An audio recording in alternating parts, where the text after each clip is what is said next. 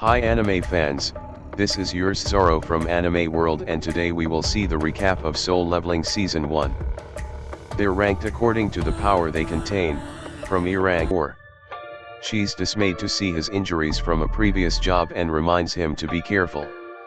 He sits down and chats for a brief moment with her, regardless of the risks of continuing to work as a hunter due to his lack of hunter abilities. He's not bothered being called the weakest and tells her he's used to it. Song Chae before entering the gate of the dungeon.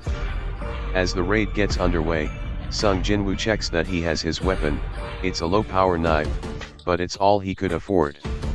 Gaining confidence, Sung Jinwoo is the last to enter the portal. Elsewhere, the Korean hunter minor points of dungeon raids with his assistant, Woo Jin-chul.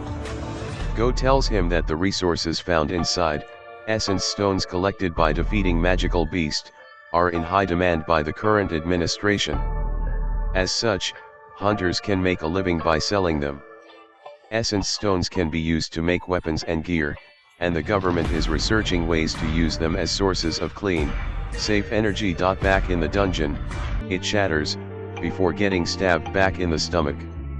Succumbing from his injury on the floor, Park Ji-Sol, a team member takes out the watches from a distance, recovering from his wounds.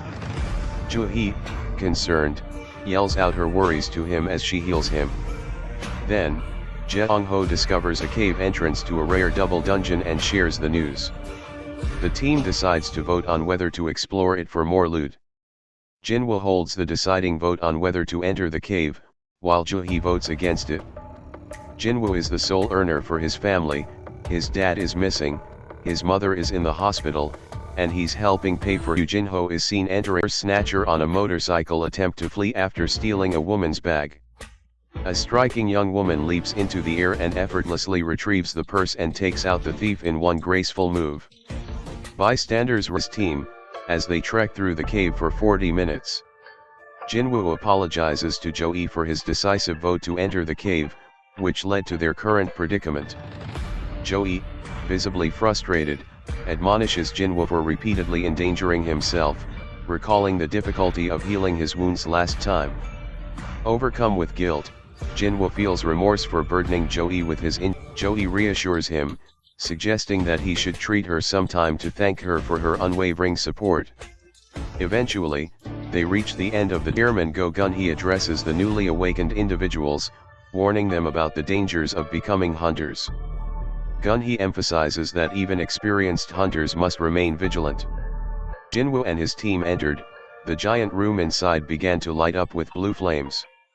Expecting to face magic beasts and rare loot, the team is confused as to what the place appears to be with all of the ancient statues and instructions. Joo-hee notifies Jinwoo that she just caught the biggest statue in this room staring at them, with him assuring that she must be seeing things. Out of the blue, the door loudly shuts itself, making one of the team members to leave in a hurry as he tries to push the door. But to their horror, one of the statues guarding the entrance brutalified to witness the statue coming to life. The team members are left speechless, leading Jinwoo to turn around and stare at the biggest of all statues that Joo-hee warned him about. Sung Jinwoo thinks, from sustaining horrible wounds to nearly starving to death. After surviving for this long, Jinwoo knew right away what would happen next. Suddenly, the gaze of the giant statue shifted towards him. Reacting just in time, Jinwoo screamed for his comrades to die, incinerating a few of them to ashes. Opening their eyes, the hunters' horror only further increased. Jinwoo saves Joo-hee's life, but quickly realizes that they are in grave danger.